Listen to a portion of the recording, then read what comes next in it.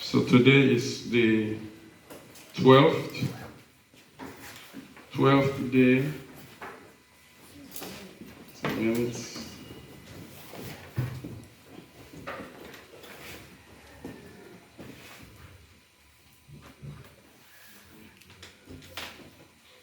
Okay, so today is the 12th day of November 2021. 12th of November 2021. We are continuing our lectures, Nigerian Company Law. And our focus, or we are continuing from where we stopped with financial statements and audit. You recall that we started looking at the auditing of companies. And the young man here, Mr. Onungu, the young man, come and sit here. I don't think I know you in this class. Okay, have you been around? Are you sure? You've not been around for some time. Is that not so? Yes, I know now. What's your name? Jacqueline. Okay, see me after this class. It's okay. Thank you. We got one as well. Thank you so much.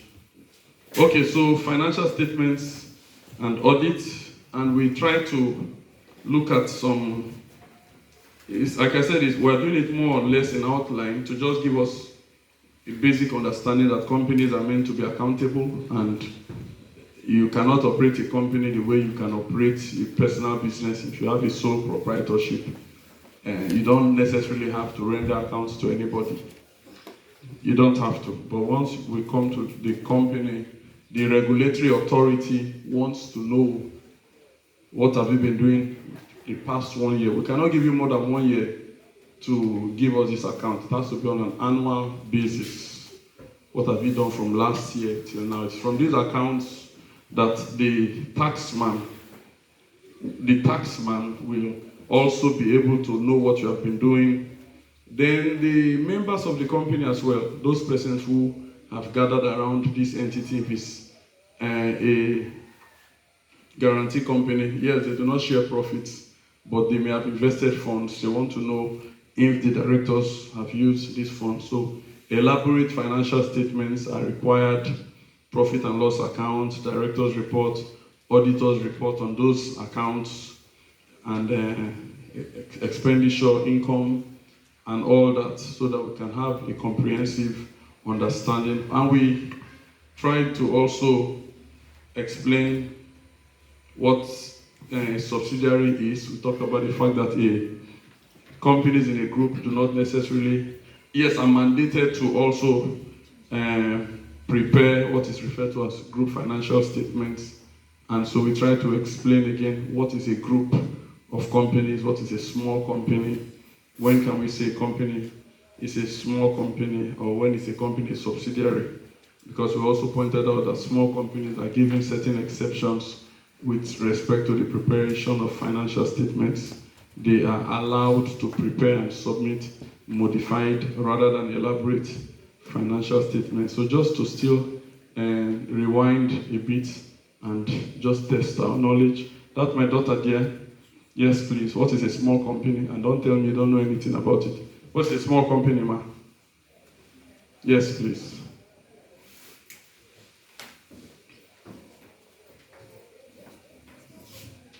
No, not you, madam. The other lady, the one that looks like me. Yes. What is a small company? When can we say company is a small company? You were here the other day, were you not? The day before yesterday. I saw you now. Okay, don't worry, sit down. Yes, my daughter, the one that stood up. Please, let's follow. Go on.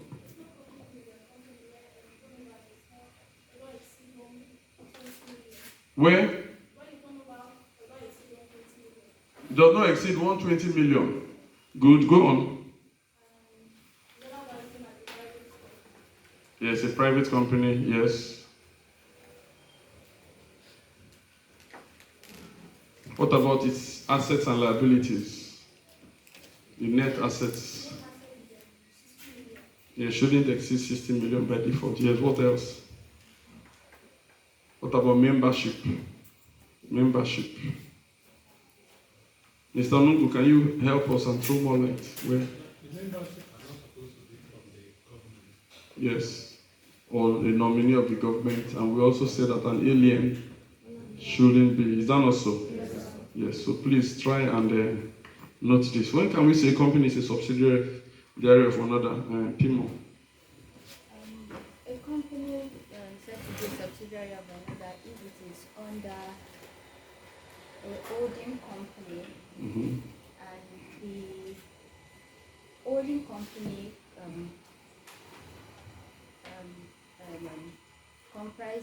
makes the composition of the board of director of the subsidiary. Okay.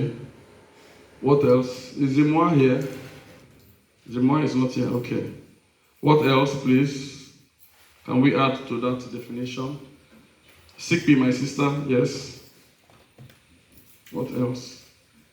And we say this company is a subsidiary of another company. Ziebi, you are looking very serious and studious. Help us, like a scholar, to your eyeglass. When can we say company A is a subsidiary of company B? A company can be a subsidiary of another company when it's partially owned by another. When it is? Partially owned by another. Which one be partially now? You have come. Oh. You have come. If I started up, Ama, it don't go to you. Explain to us. You were here 2 days ago. I'll be teaching. You people will be admiring me. Learn the thing I'm here to teach. Don't be admiring. Yes? Help Abu, my Okoma sister. Sit down, don't worry yourself. It's when it owns half of its equity shares. More than half is what we said. Yes, go on in the nominal value. That's one criteria. What other criteria?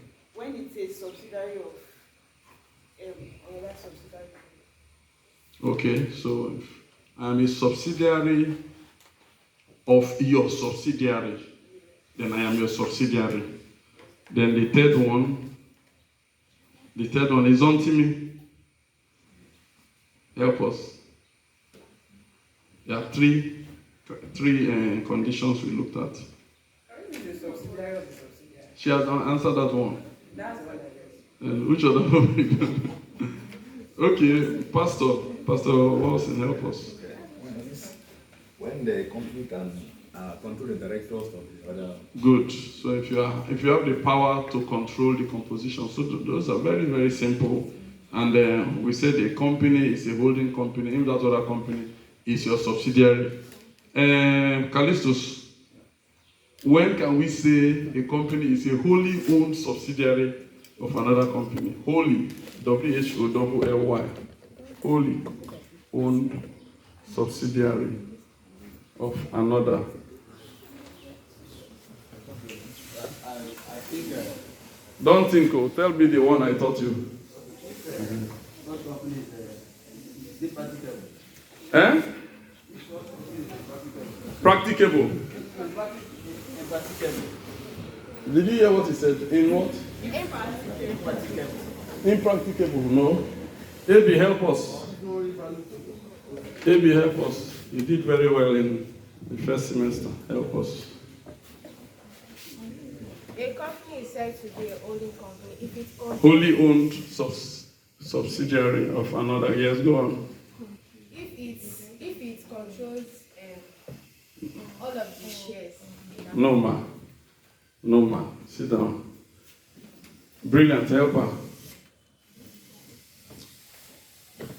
So Titi is here. They don't even know. Okay, brilliant.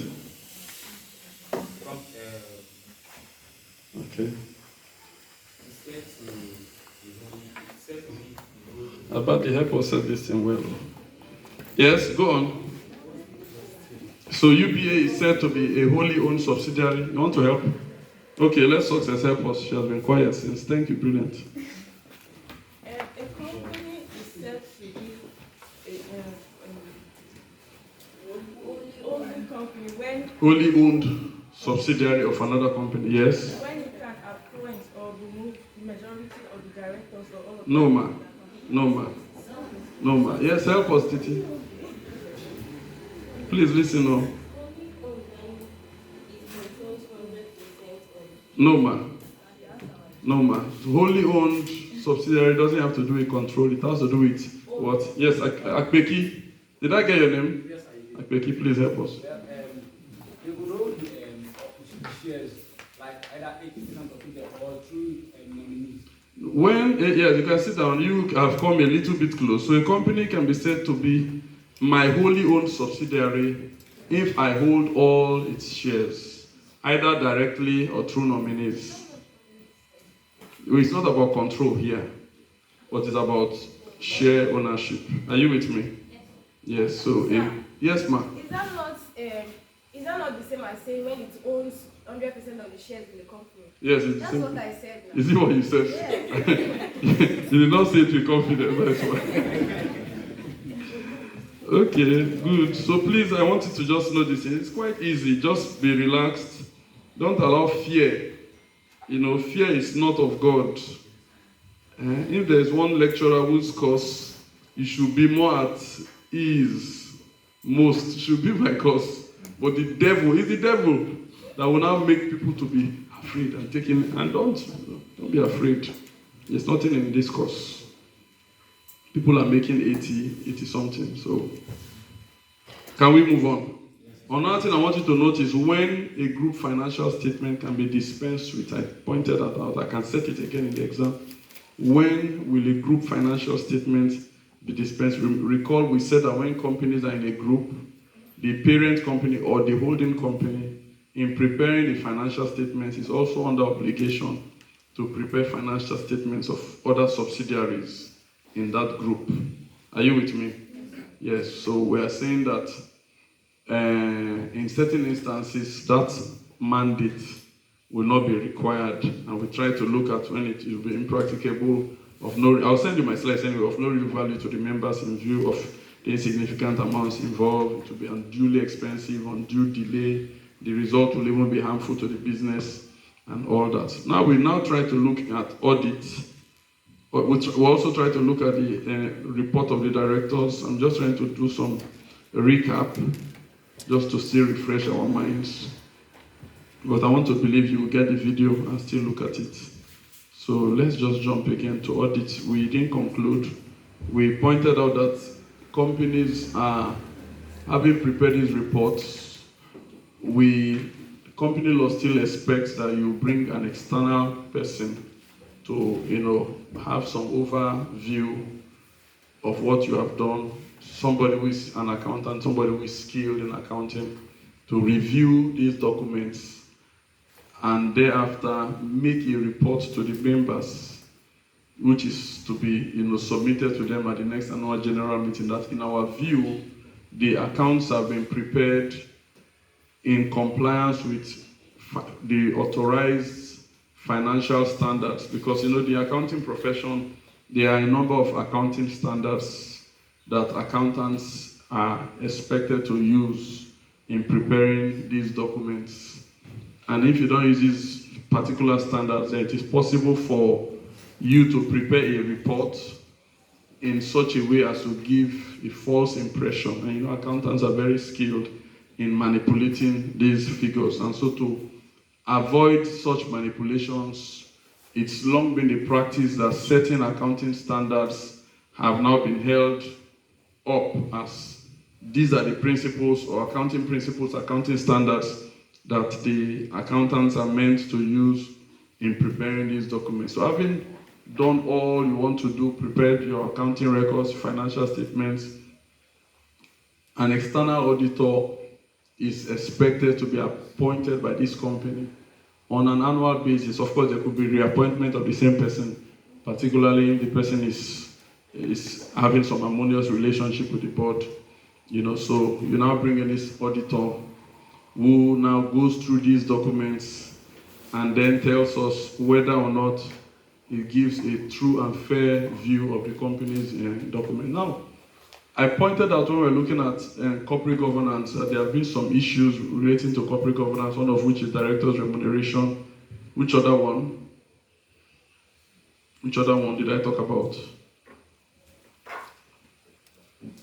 Which other one? Balance of power in the board. Did I say that? Can you recall? Yeah, so when we're starting the lectures and directors, and again, you see that in my slides, I talk about financial reporting. It's an issue in corporate governance. I talk about balance of power in the board, where one person controls the board.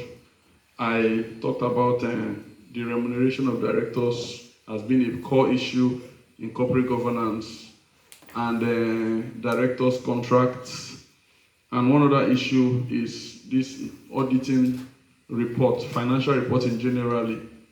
It's been an issue for some time, because if you have an external auditor who every year is paid by the directors significant sums of money, and that is probably how they survive, they may want to give you a pat on the back, even where these accounts do not evince, the truth.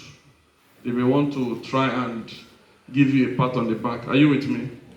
Because if they don't, you are likely not to call them next year. So you can see that there's some delicate, and so to be a person of truth and integrity, you have to be ready to sacrifice. You have to be ready to sacrifice, and that has been a challenge. One of my colleagues who is a professor in this faculty, I won't call his name because I'm on audio, he was called to be an external examiner in a university. So the external auditor is more or less like an external examiner. So he goes through the results and he points out, is it right? And because he's somebody who is committed to doing the right thing, though a number of people don't like him, but I like him and I hold him in very high esteem. By the time he was done with his report, of course they did not call him back there again. That was forever and ever. This one blacklist him. Because by the time the report was out, almost half of the master's students had failed. And the dean of the program now called him and said, Oga, do you want us to close our LLM program with this kind of results you are giving? You want me to close the program? So that was the last, and that is, now he is trying to point out that you need to do the right thing here. But doing the right thing is difficult. Is it not so? Yes, you need discipline to do the right thing. You need discipline to go to a bank and stay on queue. And there are 11 persons in front of you. Who has, the average Nigerian is not cultured to be disciplined. So if there's a way to jump that queue, to give the cashier 1,000 naira to attend to you, we're always in a hurry. You know that? So doing the right thing, or maybe being on the hold of traffic in Nigeria, if there's any way to use one way or break the law, it's not easy to live in Nigeria. Because you now decide to do the right thing. The reason why you want to do the right thing is because you believe that the system is working. Is it not so? So you now stay on the queue. There are 11 persons in front of me. So let me do the right thing and stay on the queue. But you can be there for 2 hours, nothing is happening. Because those who have decided to do the right thing are often taken for a ride. So the cashier can be collecting papers from a lot of people. So before you know, she has handled 20 people's matters from the back door. So it's so frustrating to do right. You have written an exam, you are expecting that you'll be called and you'll be given admission on merit. You don't believe in bribery, you don't believe in talking to anybody. Just do the right thing. And they say they want to take 40 students in the faculty. 30 of those 40 students that they are taking are through the back door. So you're staying at home, you may just discover that it is. So it's not easy, to be frank, but God will show us mercy and help us. Now let's come back again to where we are and see. So we try to look at the work of the auditor. Like I said, he's meant to give an external view. So one of the recommendations of several corporate governance codes is that you shouldn't use the same auditing company for more than 3 years.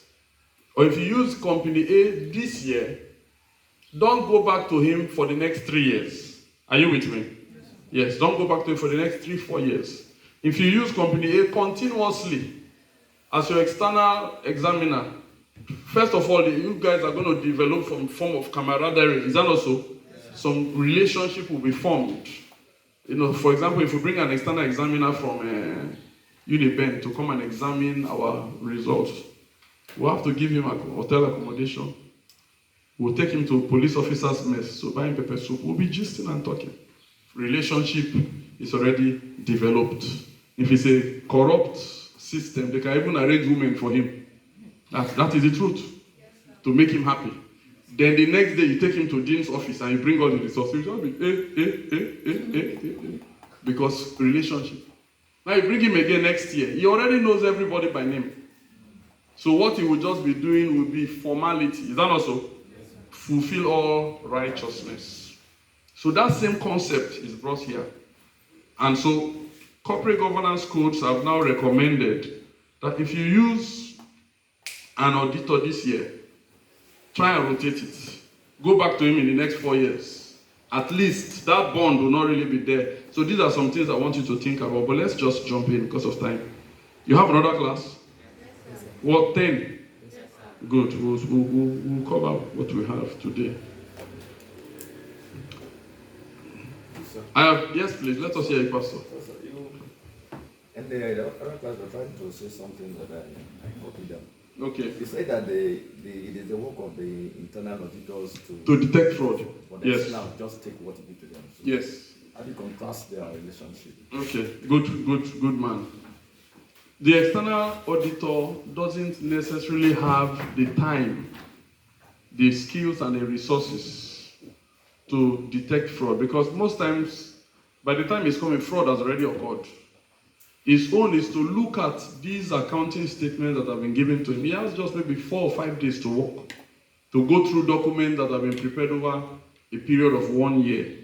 Are you with me? You can't rely on him to detect fraud. You have to appoint strong, committed internal accountants and auditors. Their role is to ensure that the systems of internal control are functional to an extent whereby fraud or the occurrence of fraud is limited. Yes, he can detect. It's not as though he cannot detect at all. But that is not his primary role. His role is, to my view, in our opinion, these accounts give a true and fair view of the position of this company. Yes, let me hear you, sir. You said that the canal firm should not be using the same type of the same monitor, like either once in 3 years. No, come, I didn't say that, sir. I said it's corporate governance codes. It's not a law. Yes, sir. I used to see that price and water house. Yes, again and again. And again it's coming. Those are KPMG, Price and Water. Thank you, sir. Those are the very strong accounting bodies we have operating around this area, Nigeria, UK, and all that, and they use them a lot. NNPC, I think the NDDC audit too, it was still them, and all that. So, for example, NDDC was audited recently. It is not the role of those people to detect if there has been fraud. No, it's not. It's not. It is the role of the internal system. If the internal system fails, the system has broken down. That is just the truth. I've talked about who may not be an auditor, section 403. I pointed that out. Please go back again and look at it so that it will not take all of our time.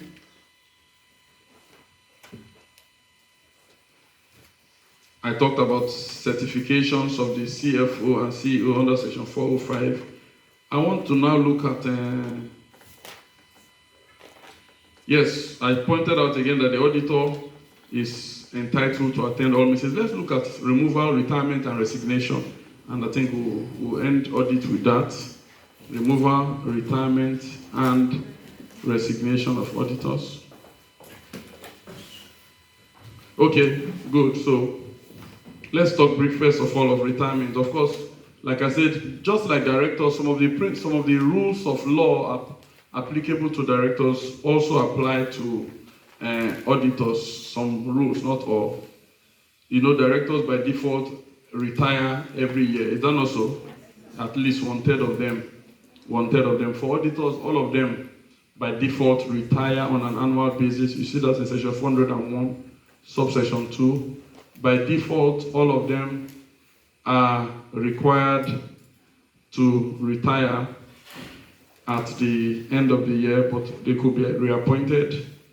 They could be reappointed either by the members or by the directors themselves. They could be reappointed. So just note some of that. Then again, removal, they can be removed by an ordinary resolution of the members. Under section 409, they could also be removed by the directors.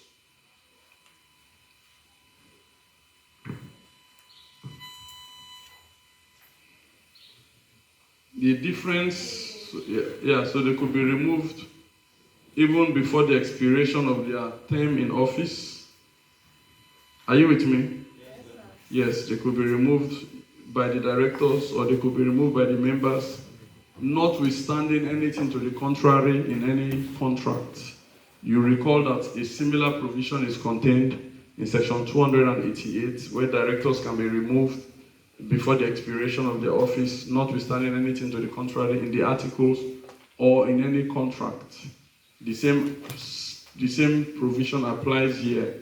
But you notice here under section 401, they did not say notwithstanding anything to the contrary in the articles. The reason is because the provisions of the articles cannot be invoked.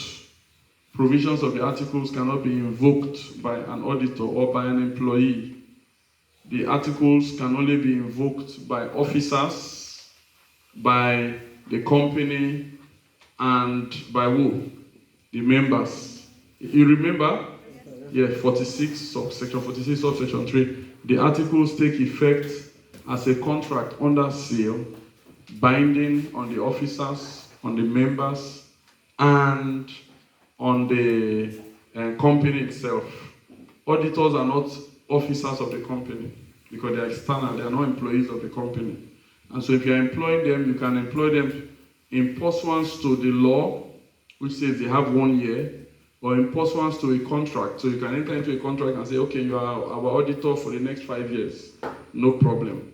But notwithstanding that contractual provision, the company law still allows the members to remove these auditors by the passage of an ordinary resolution. Is that clear so far? Now, the problem that can happen is that an auditor in the course of his working may discover a number of, discrepancies in the company's documentations and books and all that. And when he does that, he may want to challenge, he may want to notify the members of the company that something is not right. Are you with me? Are you with me? Yes, so company law allows him that even when he has been removed, let's assume he's to retire. He has 1 year and he's to retire December 31st. The directors are aware now that this man is going to cause problems for us, and so they sack him from office November 12th. Company law allows him to still be notified and attend that meeting that is going to be held, even though he's no more auditor. So a removed auditor is still entitled to attend the next general meeting where he would have retired. This is to ensure that he is given a platform to bring to the knowledge of the members of the company certain findings that he has stumbled upon that probably will, expose wrongdoing and all that. I hope that is clear. Is that clear? It ought to be clear. But beyond that, he could also requisition an EGM. Recall when we talked about the extraordinary general meeting, we pointed that out. That a retiring auditor, or an auditor who is being removed before the expiration of his office, again could insist that there are certain statements and facts that have come to my notice, which I think should not be left at the province of the directors alone, but should be brought to the notice. No problem, I wish you the best. But should be brought to the notice of the members. then he can requisition an EGM, which should be called within a 28-day period, failing which the directors would have committed an offense. So again, he can resign from office. That one also makes sense. He can resign from office by supplying a written notice to that effect, by supplying. Aaron, please, can you come and sit here? Aaron, go be your teacher. Come. Thank you, Lord. So he can resign also section 412 in writing. I am not doing again. Yes, but if he's going to resign, sir, sit here, please. If he's going to resign, it must be in writing. It must be in what? Writing. Good. Are you okay here? Good man. It must be in writing, and that resignation will only take effect if he states in a statement, if he writes in a statement that there are no circumstances concerning this his resignation that should be brought to the notice of the members. I am resigning. Why are you resigning? Is there anything that we should know? No, there is nothing. I have health problems. I want to relocate from Nigeria. No problems. But he must attach that statement.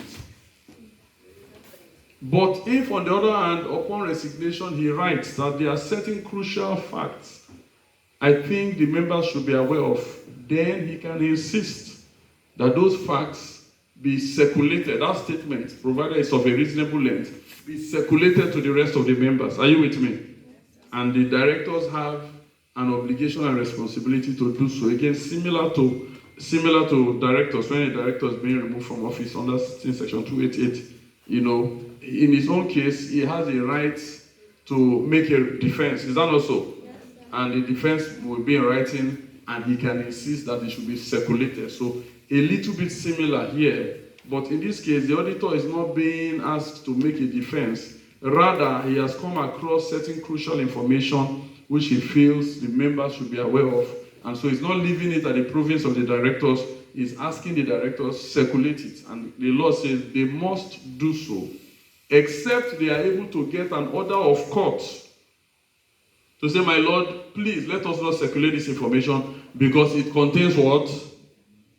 Defamatory matter designed to acquire needless what? Publicity. This is just a troublesome fellow, and there are people like that who are quite troublesome. Wherever they go, they cause problem, they make noise, they are not agreeable in any sense. And it's not good to be unduly radical. It is not good to be unduly radical. If you want to be radical, let it be for something that is worthwhile.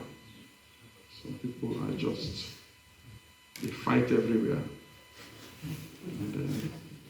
But it's the truth. We did something recently. One particular man just causing problem. I had to go and check him up on Google. I discovered that he had been causing problems everywhere. I said, no wonder. No wonder. He's a lawyer. No wonder. And as he's making noise, he's also being charged for fraud in his own state. He's being charged, prosecuted for fraud. Again, that could be his enemies trying to undo him. I don't know whether it is true or not. But let's move on, please. So look at section 414. Duties imposed upon auditors. Of course, you respect that an auditor of a company should have the reasonable skill and capacity. You would expect that because he's being brought on as a professional. So the same duty of, and section 415, good faith. He doesn't necessarily have good faith obligations, but he has obligations that common law obligations of care and skill. But there's a curious provision in section 415 subsection 2. You look at it later, that attempts to impute fiduciary obligations upon him, but I do not know why that is inserted. Look at section 415, sub 1 and sub 2. Let's look at it quickly. Sub 1 and sub 2. Thank you. My big sisters just coming in. You are welcome in Jesus' name. Quickly, brilliant. Read sub 1 and sub 2 for us. The company's auditor shall, in the performance of his duties, exercise all such care, diligence, and skill Okay, so does anything there appear to be fiduciary in nature? No, nothing. You see? Does anything, are you seeing that section? Does anything there appear to look like a fiduciary obligation? No. Performance of his duty exercise all such care, diligence, and skill as is reasonably necessary. So it's all about, capacity and. But look us up to. That is where it is now a bit curious. Look us up to and read for us. When a company suffers loss or damage as a result of the failure of its auditor to discharge the fiduciary duty imposed on him by subsection 1. That is the question. Where is the fiduciary duty imposed? Where is it derived from? Where does it come from? Aboye, are you seeing the section? Yes. So where a company suffers loss or damage as a result of the failure of its auditor to discharge the fiduciary duty imposed on him. What's sub-1 imposed? Where duties relating to his capacity should be diligent, should be careful, it should be skillful. Is that not so? So I think that is an error. But the interesting thing is that this section is also repeated in CAMA of 1990. So it's more like, I think what they should have done is to provide that the auditor has, just like we have for directors under section 305, he has they should clearly impose upon him 2 strands of obligations. First of all, fiduciary good faith obligations that have to do with his moral character, and secondly, obligations relating to his capacity, diligence, and skill. But that notwithstanding, Kama is now saying that if he fails to meet those obligations, so it's more or less academic anyway. But when he fails to meet these duties, then the company, through the directors, can sue him for negligence. And when we're talking about negligence again, we are talking about breach of your common law duties of care and skill. Is that not so? Yes, you cannot talk about negligence when you are talking about the breach of a good faith duty. When a person breaches a good faith duty, like he takes secret benefits, or he puts himself in a position where his personal interest conflicts with those of the company, then we'll be talking more or less, we'll be suing him mainly for account. Or we'll be obtaining an injunction to restrain him. Apart from account, we'll also be suing him to recover funds which he probably has, made as profits. And where we have suffered damages by virtue of his default, we'll also be suing him, but it will not be for negligence. When we talk about negligence, we are talking basically about breaking a duty of care. Is that also a duty of care that you owe to me, out of which I have suffered damages? But that is, like I said, more or less academic. Now, if the directors fail to sue this auditor, the members, any particular member, also may do so, provided he has given to the directors notice. So after 30 days, if you don't sue him, I'm going to sue him. Now, this power of a member of the company to sue an auditor, upon the failure of the directors to do so, is similar to one of the minority protection powers. What power is that? We talk about minority protection. Certain actions can be brought by members. What did you say? Yes, a derivative action. It's a derivative action. What's a derivative action, sir? No, not you. You, sir. What is a derivative action?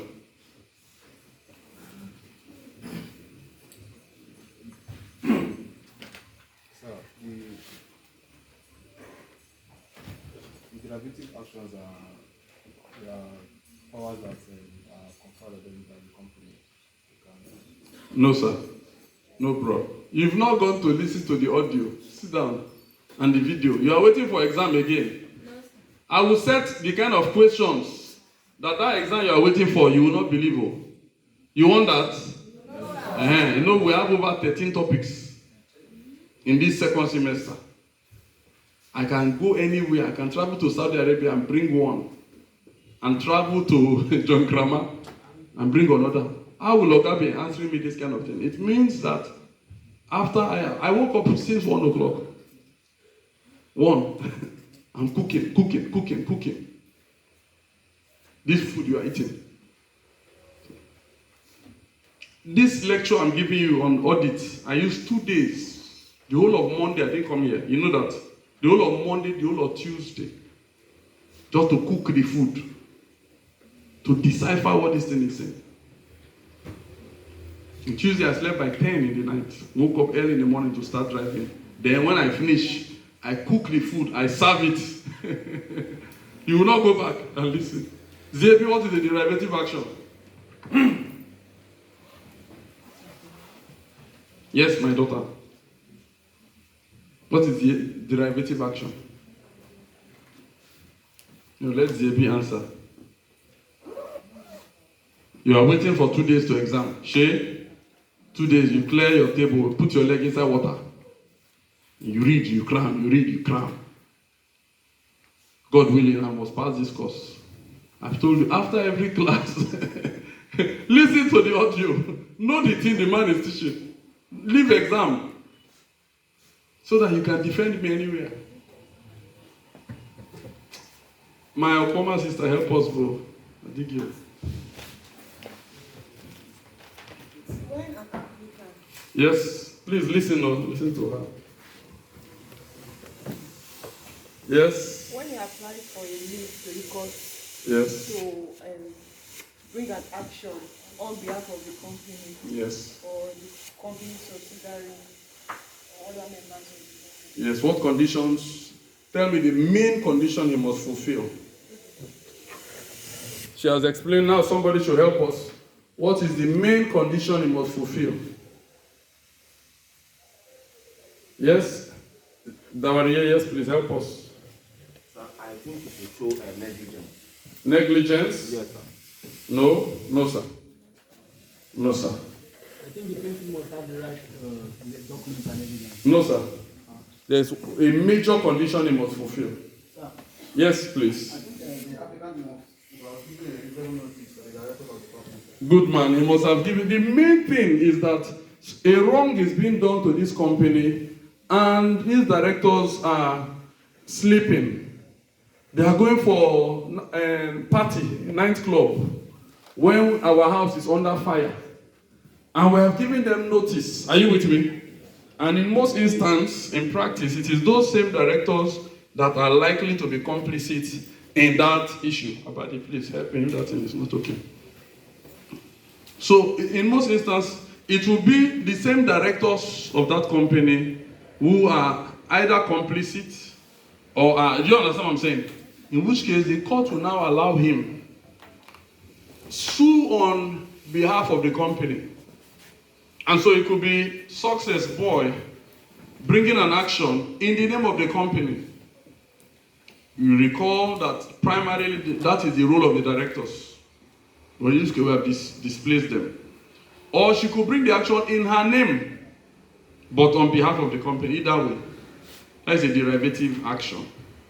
And so, try and go back. I have told you before, after every lecture, go. You are not taking me seriously. I will take it seriously. Sir, you're sorry, sir. Are you sorry? Yes, sir. Good. Will it happen again? Good. Let's move on. If not, I will set questions that even me, it will be difficult for me to answer. You want that kind of question? God forbid, sir.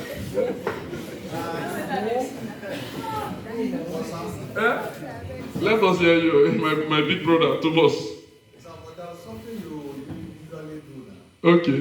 That you have the meeting or so of the members, you divide the class to groups. Yes. Hold a meeting. I don't know whether that Okay, that was the CA for 3 years ago. That was very good. But you know, we have to keep moving we have to be dynamic.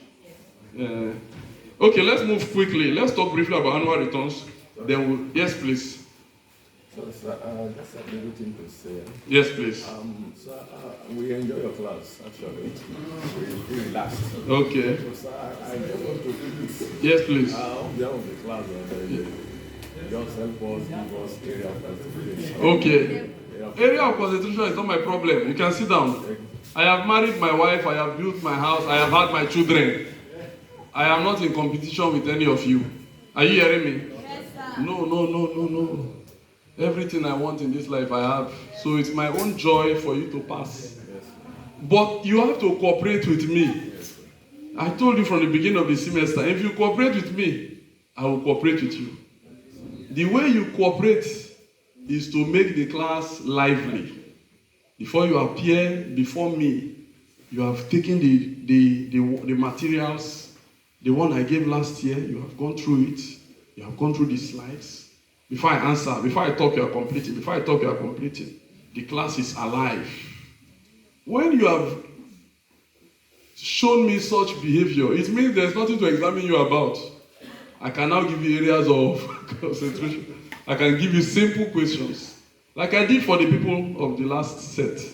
Because of how they cooperated, it was easy. But what I don't want are students who don't want to work, who don't want to cooperate. Then you want to now use 2 days to exam, to cram and pass. If that is your plan, I will tell you that you can't do it with me, because I know how to set questions. You will not fail, but you will not also be happy. After the exam, you will not be happy. You want that? No, so please, I have said it again, the ball is now in your court. Let's move on. Annual returns, chapter 16. We'll run through it in the next 10 minutes, and then we'll look at dividends. After that, we adjourn. Annual returns. Okay, so like I said, what we are doing here is in outline. Okay, so again, it's a document that you have to file with the Corporate Affairs Commission. You have to file a number of documents with CAC, referred to as annual returns. Recall that we looked at financial statements, audit, and all that. Those were ones you table them before your members. But these ones, you are sending them to the Corporate Affairs Commission. Every company is required within 42 days after you finish your AGM, file annual returns. File them.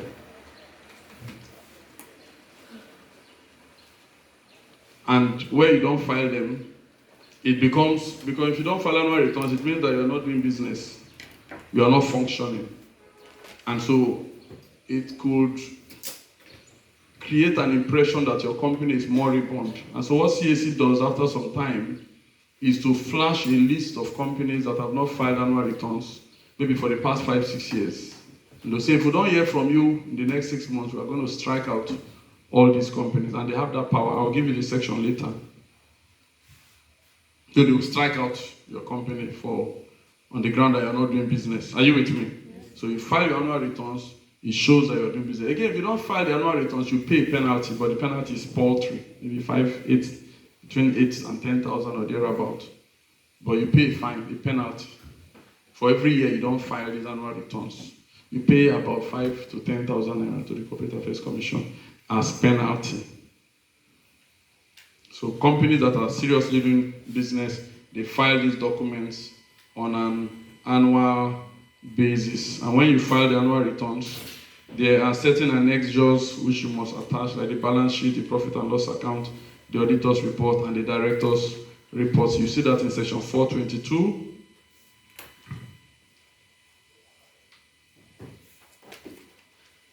And another improvement that Kama has now brought,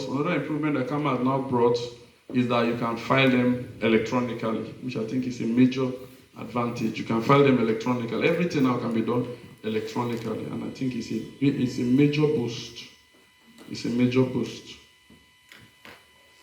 So you must file all these documents. Now, unlimited companies are not mandated. You see that in sections, and that should be 423. Unlimited companies, although they are required to file annual returns, are not mandated to submit those annexures, those documents I said are required under 422. Unlimited companies are not. Is it 424? Yes, sir. Oh, great. Good woman. Okay, so under 424, they are exempted from. The reason is because, for the unlimited company, the members of this entity bear unlimited liability for its debt and all that. And so, traditionally, an unlimited company, because of that fact, should be entitled to greater confidentiality. Because the reason why we are bringing or imposing upon companies a burden to disclose is because the persons that associate around it enjoy limited liability. And so if there's a problem in this company, we will not be able to sue them. And so one of the give backs, if you may, or one of the opportunity costs for the protection of limited liability is that those who associate around this entity will also be mandated to make disclosures. Exuberant disclosures, if you may. For the unlimited company, since they don't have that protection, why should we impose the same obligations on them? So it makes sense that since they don't enjoy that protection, anybody who is dealing with such companies does not even need to bother too much about the books of the company. It's not as though it shouldn't bother, but his major concern should be whether those persons that transact around the company have capacity. Are you with me? So if I know that Abadi is a billionaire, I don't need to concern myself whether the company is going bankrupt or not, because I can always sue him. I know that he's the owner of that hotel and that hotel and that hotel. And I know that he's more than able. So he doesn't enjoy the protection of limited liability. So why should I be bothering him to be showing me the books? But for the man who is trading with a limited liability company, his major concern is with the books. Because even if this man has 1 billion, he can't touch him. The creditor who wants to advance money to this entity, his primary concern is with these books and not with what this man has in his pocket. So that concept, Mr. Nuku, are you with us? Yes. That concept is what is now brought here, that provided an unlimited company is not a subsidiary of a limited company, nor is it the holding company of a limited company, it is entitled to have certain exemptions with respect to the annexures to be attached to the annual returns, such as the balance sheet, profit and loss account, auditor's report, and director's report. Please note that. There's also some exemptions for small companies. Note that in section 423 as well. Small companies and private companies. Yes, madam, you were saying something. The exemption for small companies also reports. Yes. So, small companies are exempted. They have certain exemptions. First of all, under section 423, every private company must certify in filing its annual returns, must also assure the Corporate Affairs Commission of 3 things. Number 1, we have not issued shares within the past 1 year to the public. Number 2, we have not issued debentures to the public. Number 3, our members do not exceed 50. If they exceed 50 because we have employees, persons who in their employment or prior to or subsequent to our employing them became employees under what you call an employee share scheme. You recall I said that in first semester? You remember? Yes, so a private company can have 50 members, it can also have 100 members. Explain. It can't go more than 50. But company law allows those members of the company and those employees of the company who were given shares in order to compensate them, to align their interest to the interest of the company and all that, to also be part of the company. But in issuing shares to them, while they are members of the company, they are not taken into consideration in determining the statutory minimum, which is 50. So you must certify that fact as well. So every private company that is filing the annual returns must, in addition, certify to the Corporate Affairs Commission that, number one, we have not issued shares, we have not issued debentures, we are not more than 50, and if we are more than 50, what makes us more than 50 are employees. Can we proceed? Good people, good lecturer. Small companies also must certify. Small companies also must certify that the qualifying conditions contained in Section 394 have been met by them. Basically. Okay, so now let's talk briefly about dividends. And you have listened to the audio on dividends, have you not? No, sir, because he said we'll do this. You've not listened? We don't have your CV. I said we'll do what? Okay, so you have listened to that one? Good. So next week we'll look at corporate rescue. Next week we will look at corporate rescue. Are you with me? So we'll look at CVA, but let's talk about the dividends quickly first. You don't have the audio? Really? Yes. Good, I will make it available. No slides. You don't have the slides, so? Yes. Wow. I'm shocked. Okay, let's look at dividends quickly. I have the slides now. Okay, so first we want to look at how do shareholders benefit from companies? How do shareholders benefit from companies? That is the first question I want to ask. Okay, let's just run through learning outcomes. What should SICPI know at the end of this topic?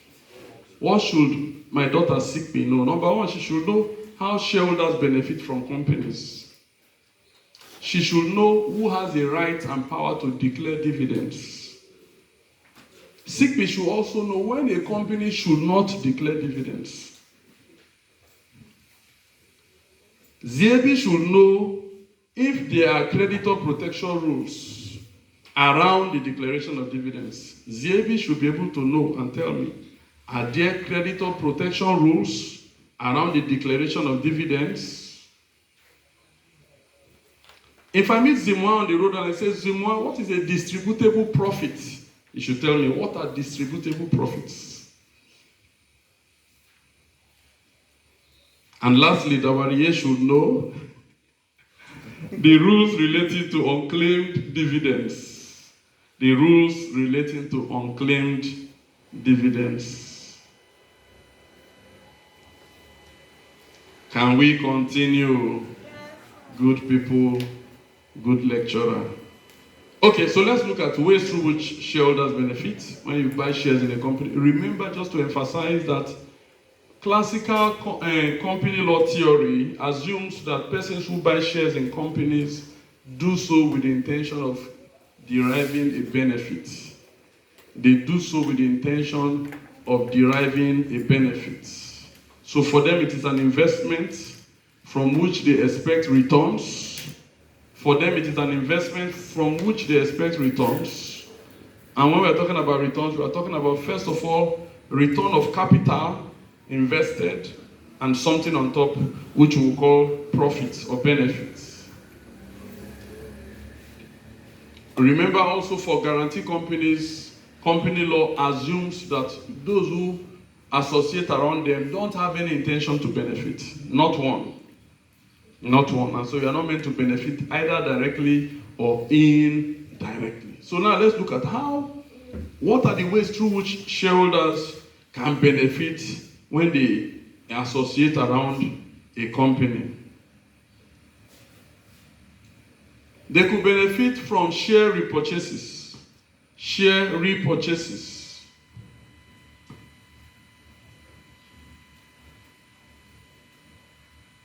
If it is done at a premium. Share repurchases, if done at a premium. Thank you, Lord. Number two, They can benefit from share redemption. We know redemption has to do with preference shares. Share redemption, you can put in bracket preference shares.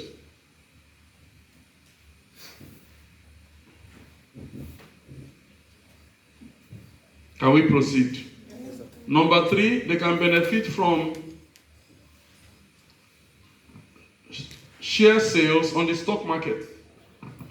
Or just don't put stock market, just say share sales. Share sales.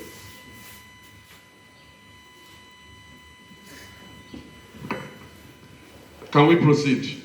Share sales, don't put on the stock market. The next one, they can benefit from the issuance of bonus shares.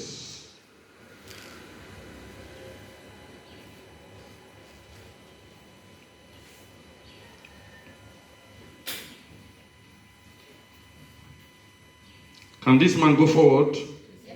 They can benefit from the declaration of dividends. Here on your watch is fine. Good. They can benefit from the declaration of dividends. And lastly, they can benefit upon dissolution, on the proportional distribution of the company's net worth. They can benefit upon dissolution on the proportional distribution of the company's net worth. I'll run through them and then we'll see how we can move. Should I take it again? Yes, sir. Good people. They can benefit upon dissolution on the proportional distribution of the company's net worth. N-E-T, then W-R-O-T-H. Okay, now let me just run through it and see what we can do. So share repurchase. You have bought shares in a company. The company can repurchase your shares, but at a premium. In which case you will benefit. Are you with me? Are you with me, Dawari? Yes, so you have bought shares of 10 naira in a company. You could have an agreement with the company that after 4 or 5 years, the company will repurchase those shares from you. But you know that before a company can repurchase the shares, they have to comply with certain conditions. We looked at that in first semester. You remember? Yes, generally share repurchase is generally not allowed, but you can. It's now allowed provided you comply with some conditions. Share redemption is generally allowed because we're looking at preference shares. So again, you have bought preference shares, the company can redeem it from you at a premium, in which case you have benefited. Thirdly, share sales. I have bought shares in the company. Share sales here, I'm not dealing with the company, I'm dealing with a third party. And the shares of the company are listed on the stock exchange. I can sell my shares. For example, First Bank, the price of shares in First Bank jumped. It used to be around 7 naira. But with this rumor about $10 and all that and certain positives in the market, it went high to as much as 7 naira. So those who bought those shares at 5 naira, they sell at maybe 7 naira, they sell it at 12 naira, they have benefited. So that's another way through which you can benefit. Another way is through bonus shares. The company can decide to reward their loyal, consistent shareholders by issuing them. For every 3 shares you hold, we are giving you 1 share. What is a fractional share? Oga, what is your name again? Sir? Jackson. Jackson what? Emmanuel. Are you from Bayelsa here? Where? You look like a real Bayelsan. It's undeniable. What is a share?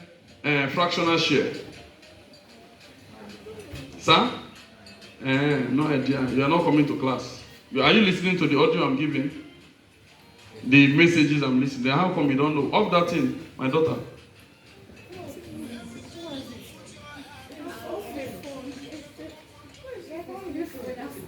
Can we continue? Akpeki, what is a fractional share? Fractional. See, whenever you are asked something and the question is in English, to answer the question, explain it the way it is. If they call you a fool means that you're a fool. Is that not so? So when they say fractional share, it should mean a fraction of a share. Brilliant. Do you understand? You take anything you are explaining, except they now tell you that This word fractional means something in Greek. Just take it as it is, literal meaning. So a fractional share is a fraction of a share. You can sit down. And we talked about fractional shares in first semester. What did I say? Let somebody help me quickly. Okobo, help us. What did I say about fractional shares? A fractional share, like English word is means. Fractional share, fraction, like English word means to be shared, to be in various portions. Mm-hmm. So fractional shares are shares that are being given out in fractions. Okay. How does it arise? Two people can hold one share. No, ma'am. Thank you. You can sit down. I explained to us that fractional shares may occur if a company, for example, decides to issue bonus shares. And we say, Aiba Tari, for every 3 shares you hold, we'll give you 1 share. If Aiba Tari owns 8 shares, it means that we are going to give him 2 shares plus a fraction of a share. If he owned 3 shares, if he owned 9 shares, it will have meant that we'll have given him 3 bonus shares. Is that so? Yes, but he owns 8, or he owns 10. If he owns 10, that means we'll give him 3, no, not necessarily half. Are you with me? But it will be a fraction of 1 share. So those fractional shares could happen. Again, if we decide to do what they call consolidation of shares. Abadi, are you with me? We are consolidating. We talk about consolidation of shares again in first semester. And subdivision. We could consolidate. We have 100,000, our share capital is 100,000 naira, divided into 100,000 shares of 1 naira each. We can now decide to consolidate our share capital. Are you with me? Yes, we could decide to consolidate our share capital to 50,000 shares of 2 naira each. Is that so? Yes. But if we now own shares of an odd number, say 101 shares, and we are consolidating, there will definitely be a fraction. Is that so? Yes. So fractional shares occur, and the company law recognizes that. But I said that just to still bring your mind back. You have done these things, but go back and look at it. So bonus shares could be issued, and when they are issued, if they are issued, the shareholders will also benefit. So that is another way through which you benefit. So how many have I said so far? Number 1. Number 2, share sales and bonus shares. The next one, before we come to dividends, okay, let's say the next one is dividends. That's what we want to talk about, but let's leave dividends again and come back. Upon dissolution, if we are dissolving this company, you remember that company law frowns at the return of capital while the company is a going concern. Is that so? Yes, don't return capital, keep it trapped in the company, basically so that we can protect the creditors, we can keep the company as a going concern. But if we decide to dissolve and we go through a winding up process, and if that dissolution is not done as a result of insolvency is where we are now saying that you are unable to pay your debts. I think you are with me. If we are dissolving a company as a result of insolvency, in all likelihood, there will be nothing for shareholders to share. Because the idea is that you have assets of 10 naira and you are owing 14 naira. Brilliant, is that so? So if you are owing 14 naira, by the time you have finished settling your creditors, you won't have anything. But let's assume you have assets of 100 naira and you are owing just 10 naira. But you just decide to wind up this company because you have that freedom. If you dissolve the company, the shareholders among themselves will still have 90 naira to share. Is that so? So the liquidator will now proportionally, all of you are distracting me. Allow me to focus. The liquidator will now have to share the money among all of these shareholders proportionally. So Pastor Watson, you brought 8 naira. So take your 8 naira and take 13 naira on top. That is your proportion. Aboye, you brought in 24 naira. Take your 24 naira and 20 naira on top. So that is another way through which a shareholder can benefit from his investment in the company. Is that clear? Yes, sir. But the one we want to look at now is dividends. This one is something that can be done intermittently or annually, as the case may be. Even in 1 year, you can do it twice or even thrice. You have that freedom. Whenever profits are made, directors have the liberty in law to recommend to the members dividends should be paid, again in proportion to what each person owns. Once they make that declaration and the members approve, dividends are paid. Are there questions so far? Are there questions? Issues relating to dividends. Write it down quickly. Number one, the need to retain funds. No, okay, sorry, don't write it down. Let me just run through, please, because of time. Number one, the need for fund retention in order to safeguard the interest of creditors. Number two, the need for fund retention in order to keep the company afloat as a going concern. Number three, the need to pay dividends in order to satisfy shareholders. Number four, the issue of unclaimed dividends. The issue of unclaimed dividends. In Nigeria, for example, as at March 2021, we had 158.44 billion naira that have not been claimed. My money is part of that money. So people have died since their money is there. The next one. Refusal to pay dividends. Refusal to pay dividends as a means of oppressing minority shareholders. This is the next one. Refusal to pay dividends as a means of oppressing minority shareholders.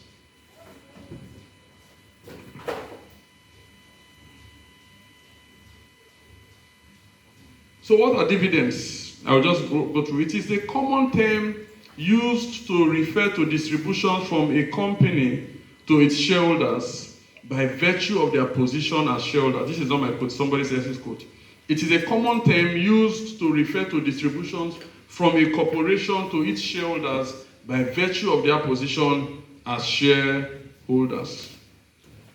It is the acid test of determining the company's true earning power. The acid test, of whether true earning power is increasing is the ability of companies to provide a stream of dividends whose growth will keep up with inflation. I take it again. The acid test of whether true earning power is increasing is the ability of companies to provide a stream of dividends whose growth will keep up with inflation. So if you invest in a company, you expect from time to time that dividends should be declared. People have let's say you want to invest in the stock market, you have two basic streams or options. You could invest in debentures or what we call bonds, which, like we've said, is that you are entitled to a fixed stream of income, but you don't have participatory rights over and above that. And you are also subjected to a redemption clause, which means that if I call this my son, your name again? Jackson. You see, I don't know your name because you have not been coming to my class. Try and put your name in my mind. Are you hearing? So that when I'm praying, I'll be seeing you. I'm praying for you. So if I call Jackson now, and Jackson wants to invest, he could invest either by buying shares or by buying debentures. If he has debentures in a company, he's entitled to a fixed stream of income, usually on an annual basis or maybe once in every 6 months. But he has two limitations. First limitation is that he doesn't have participatory rights. So if that company makes hyper profits, like Elon Musk's company now, the company they call Tesla, that has made jumped. We're talking about a company in 1 year making $200-300 billion. He will still not have any right to participate because contract is contract. Are you with me? Debentures do not rise in price necessarily, like shares, because it doesn't have participatory rights. The second limitation he has is that the company can redeem those debentures at any point in time. They are redeemable. So if we have paid him last year and this year and next year, we can say, Jackson, we're not doing it again, take your money and go. Particularly where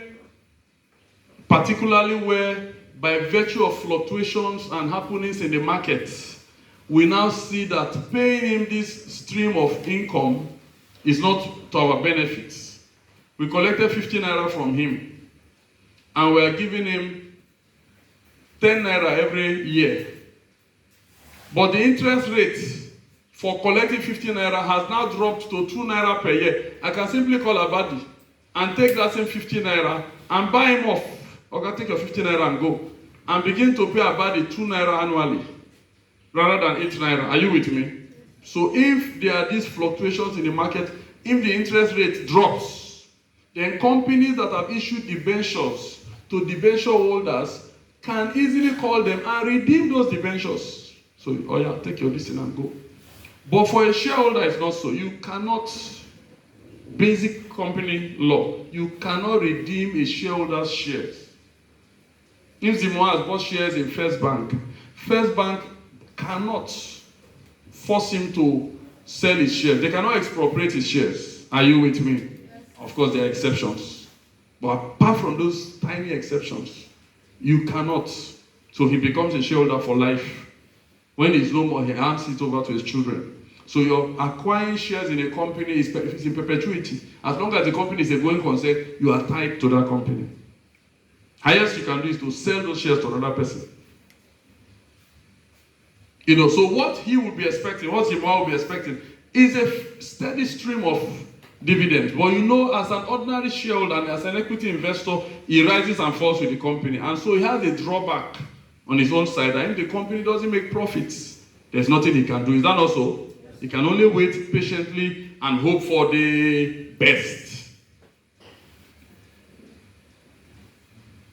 So now, in deciding whether or not to declare dividends, the directors, like I said, it is their duty to declare it. Which lecturer is coming next? Okay, when he comes out, I'll hand over. In deciding whether or not to declare dividends, please look up. Is it here you're holding the class? Yes, sir. Where?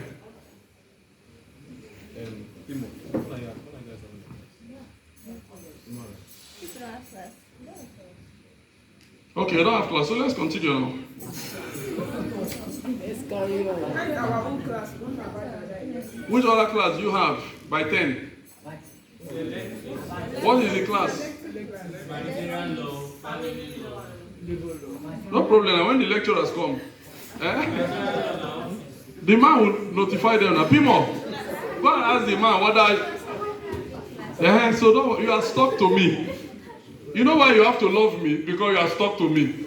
So you can't, at least for the few 1 or 2 months we have next. You have to be looking at this, my black face. Okay.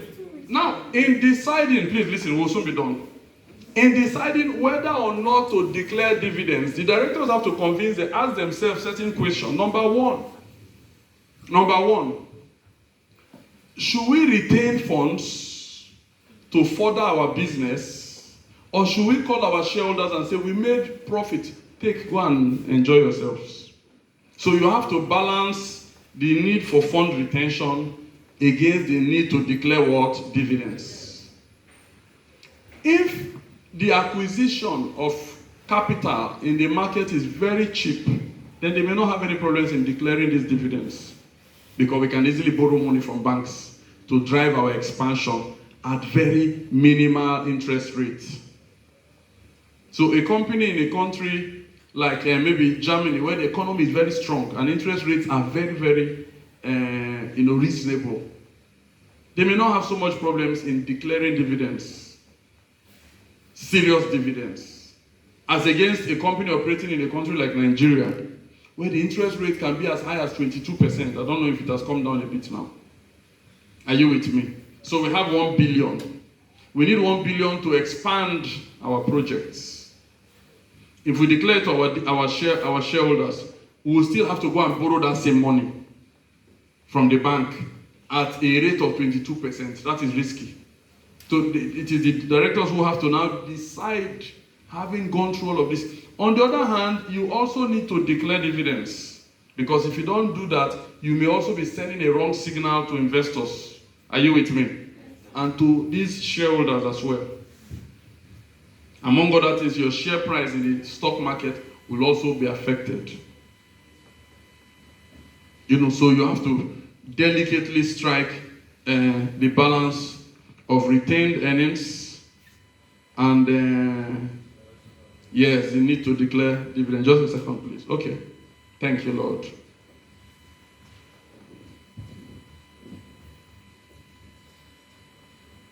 Okay, so just again to point out that dividends are recommended by directors but must be approved by shareholders. Shareholders must approve, but shareholders cannot recommend. And if directors say, pay 1 billion, shareholders can say, no, 1 billion is too much, pay 900 million. But they cannot say, pay 1.1. So in approving, they can reduce, but they cannot do what? Increase.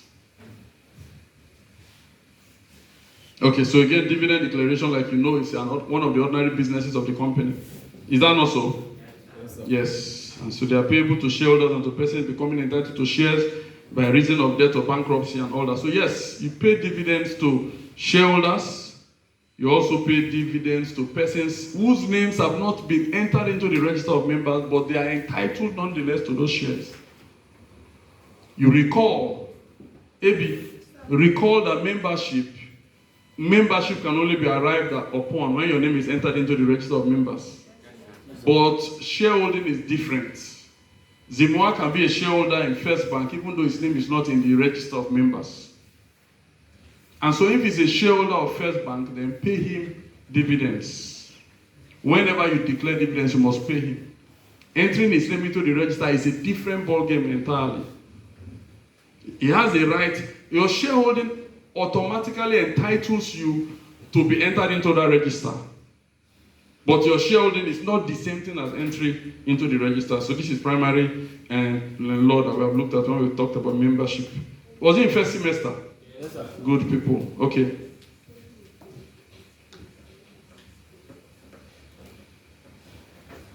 Yes, another thing I want to point out again is that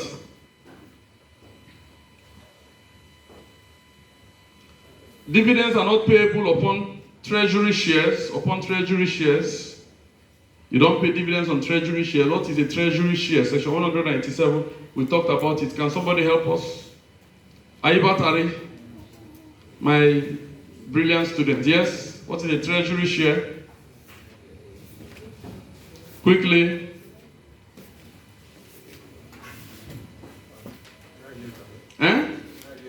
No idea. I will listen. Better sit down. Anything I have taught in this class and I ask you, don't answer no idea. Say I have forgotten. Say I have forgotten. Because when you say no idea, it is my work you are impugning. When I have taught the course, you say no idea. Say I have forgotten because I have taught it. So treasury shares refer to shares that have been repurchased by the company. Is that also? Yes, good people? So you don't pay dividends on them, just to still emphasize that.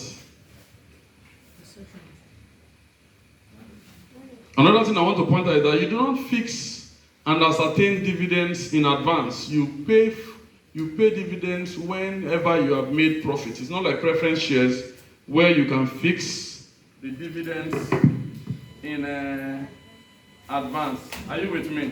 Yes, sir. Good. Just to still point out some things. Thank you, Father.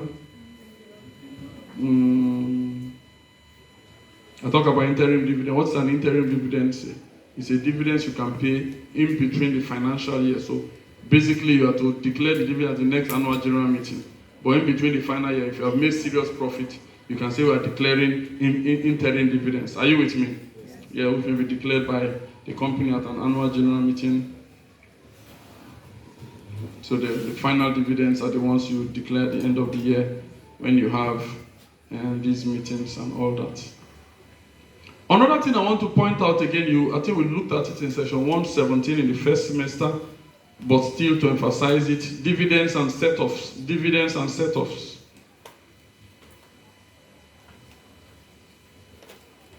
Dividends that are due cannot be set off against funds shareholders are liable to contribute.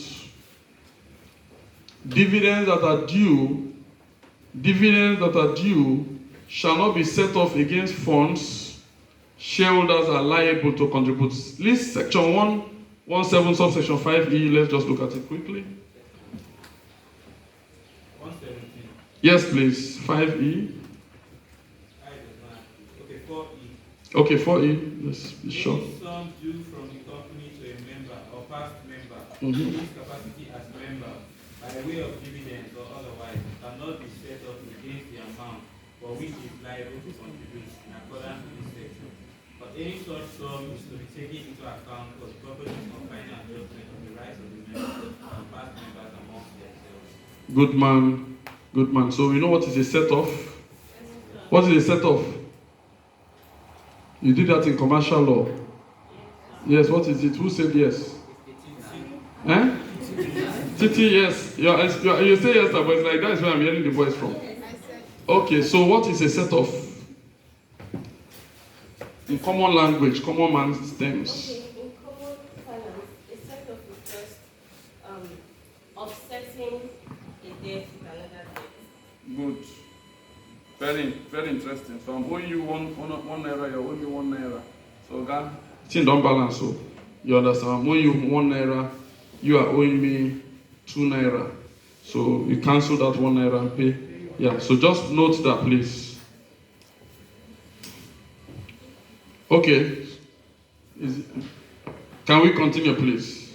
Notwithstanding, note that under section 1642, even though a company cannot set off dividends, the company still has a lien over dividends and bonus shares.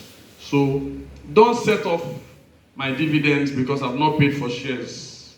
Don't set off, don't cancel it. But that notwithstanding, you still have a lien over those funds. You have a lien over those funds, which is like, it's a possessory, and basically possessory. See section 164, subsection 2. I'm trying to rush now.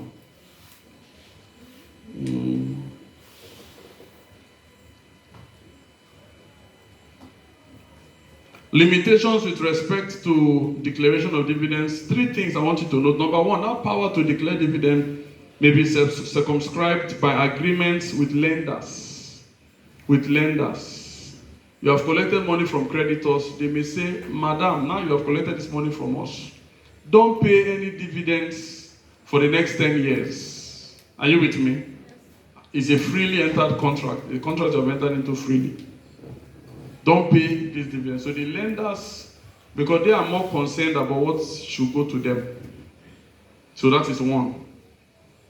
Because I can collect money from Jackson. You can look up. I can collect money from Jackson.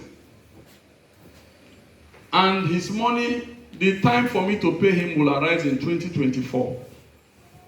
This is 2021. Between now and 2024, if he doesn't take any proactive contractual measure to protect himself, I will be free to deal with cash in my hand as I deem fit. Because he can't touch me till 2021. That's not his business. And so I've made hyper profits. I call all my shareholders, I give them 21, 22, 23, 24. Where my money? Sorry, money no day again. It is only in 2024 that he can now challenge me. And that is why, for the floating charge holder, company law now gives to you a proactive protection to say that the charge will crystallize upon certain occurrences. Is that not so? Yes. So that same concept is brought here, that the lenders who have lent money to you, the creditors, can also circumscribe or limit your right to declare these dividends. And to say, okay, you are owing us, but our money will arise in 2021. But until we get to that time, Oga, thank you, sir, no pay dividends. Or don't pay above this percentage. Are you with me? Yes. If you make profit of 1 million, don't pay dividends above 15%. So those are things I just wanted to know. Number 2, the right of the company to pay dividends can also be circumscribed by the company's charter itself, the articles. Lastly, to be circumscribed by what you call creditor protection rules. Creditor protection rules.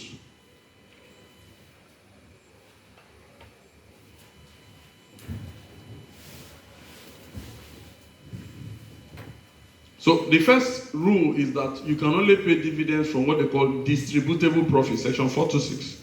Quickly, I have a petroleum law now. So 426. Thank you, Lord. Quickly, brilliant, my son, go through it for us. 426. A company may, in general meeting, declare dividends in respect of any year or other period only on the recommendation of the directors.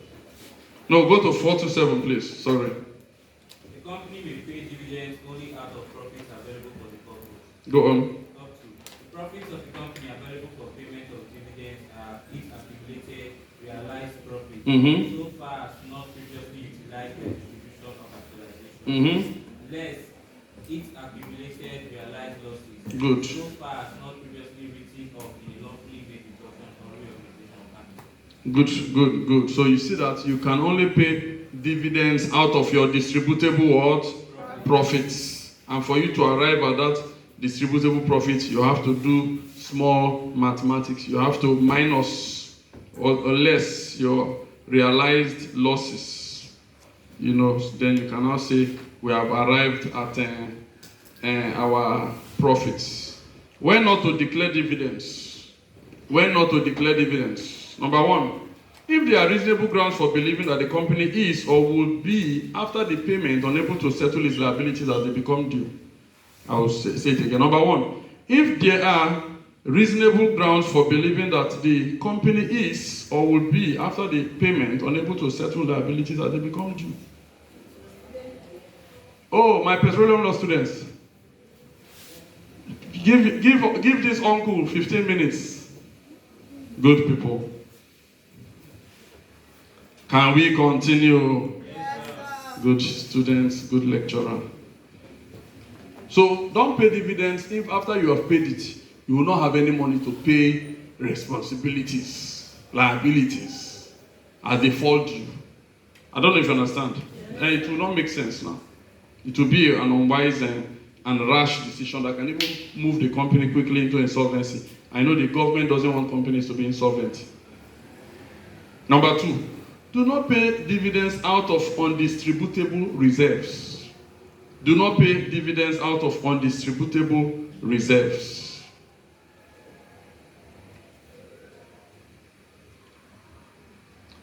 Undistributable reserves.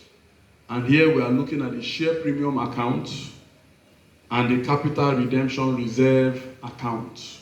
The share premium account, the capital redemption reserve account. People, remember share premium? You have sold your shares at a premium. The nominal value in the memorandum of association says 1 share is 1 naira. We now issue those shares to the public, 1 share for 10 naira. We have made 9 naira for each of those shares. Is that not so? Yes, company law says that money is not something you should call the members and say hallelujah and share. No, you must send it to a particular account called the share premium account. And that money can be used for certain things, payment of commissions and blah, blah, blah. But it's generally capitalized. It is part of the company's capital. And if at all you must reduce that money, you must follow the same procedure you follow when you want to reduce the company's capital in general. So, don't do that. I think I will leave you people here because I still have about 12 slides and it's not something I want to rush. What I will do for you is that I will send you the link to my video on dividends. Is that okay? Yes, sir. You look it up. Then when we meet, if we're able to meet on Monday, we use the first 10 minutes to wrap it up. But next week we are looking at corporate rescue. And corporate rescue, which I want you to now go and listen. I know you have listened to the one on CVA. Listen to them collectively. CVA, administration. Listen to my lecture on arrangements and compromise. And also listen to receivership as well. So from corporate rescue, we will enter invariably into corporate insolvency. And we must finish that next week. Thank you and God bless you. I love you all.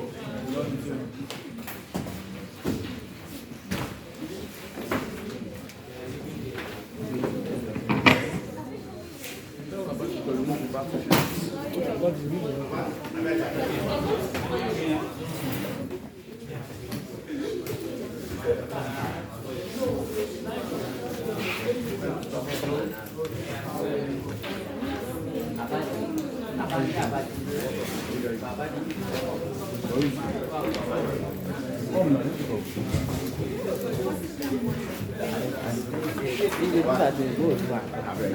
Dia datang lagi.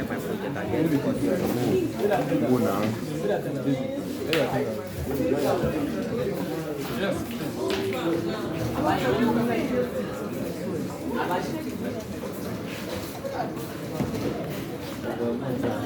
Why not tell me since? I send the paper now. I send the paper. I want to give myself. You know why they give paper? I don't go paper. They give paper.